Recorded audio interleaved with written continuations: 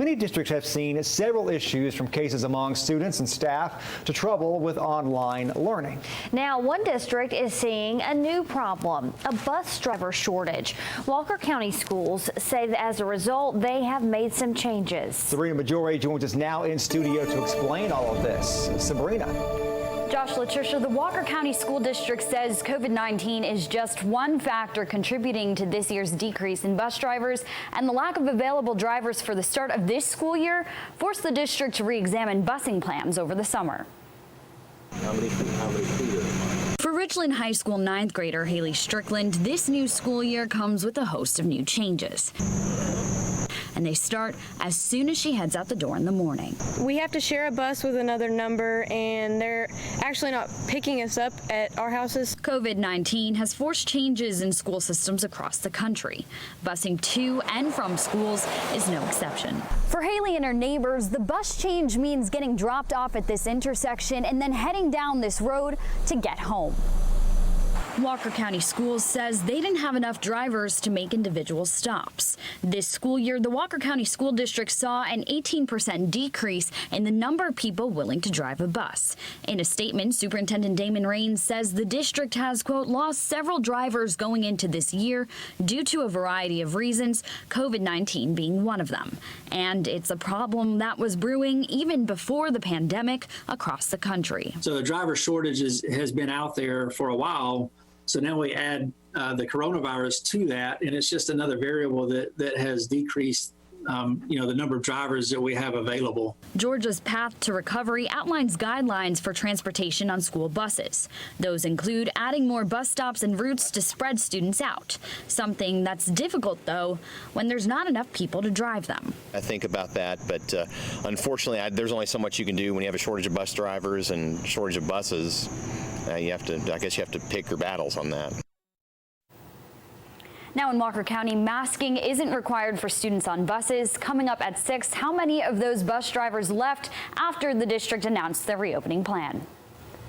Sabrina, thank you. From the Walker County School District's reopening plan, all buses will be deep cleaned before the school year starts. Every bus will be disinfected after each route. Hand sanitizer will be at the entrance for passengers to use as they enter and leave the bus. A Hamilton County deputy is on administrative leave for the third time this summer. That's after police say he shot a suspect over the weekend. According to the sheriff's office, he's been only with the department for 1 year. Tonight, Kylie Thomas explains why some law enforcement leaders find his history in such a short time troubling. Kylie. Yeah, this is the third time that Deputy Jordan Long Ross has fired at someone this summer. One of those people involving that incident died. We're talking May, June, and now August. A quiet weekend on Signal Mountain was interrupted with blue lights and sirens Saturday. The TBI says Deputy Long tried to pull over this man, Robert Hudson. Police say the driver did not stop, and after a chase, he spun out. The TBI says when Deputy Long got out of his car, the suspect started driving towards the deputies. According to the TBI, that's when Long shot Hudson. According to our archives, this isn't the first shooting Long has been responsible for. Earlier this summer in June, Deputy Long fired his gun at a different chase suspect, but did not hit him. 3 weeks prior to that, the TBI says this same deputy shot and killed this man, Tyler Hayes, at a traffic stop in Sale Creek. To put someone to work 5 days after shooting my son in the middle of the back from a distance is a slap in the face.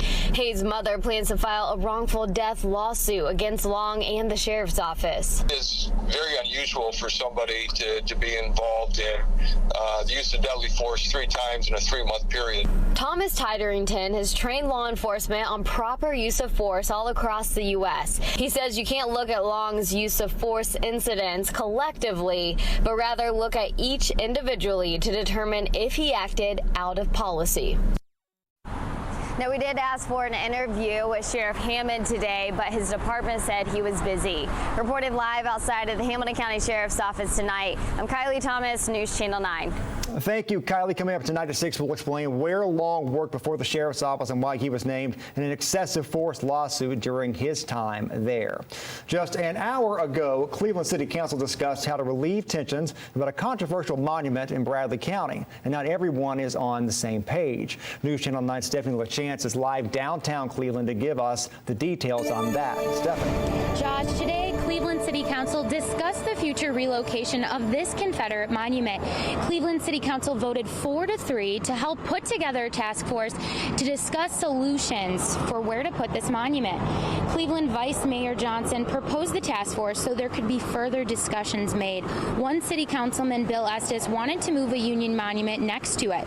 Estes told News Channel 9 he believes this would help the community to stand up for their own beliefs and respect those of others. One member of the group Emancipate Cleveland told me that they've been fighting for relocation for months and that they think that this task force is a step in the right direction. I can't thank God enough. I can't. I swear, I'm at a loss for words, really. I am.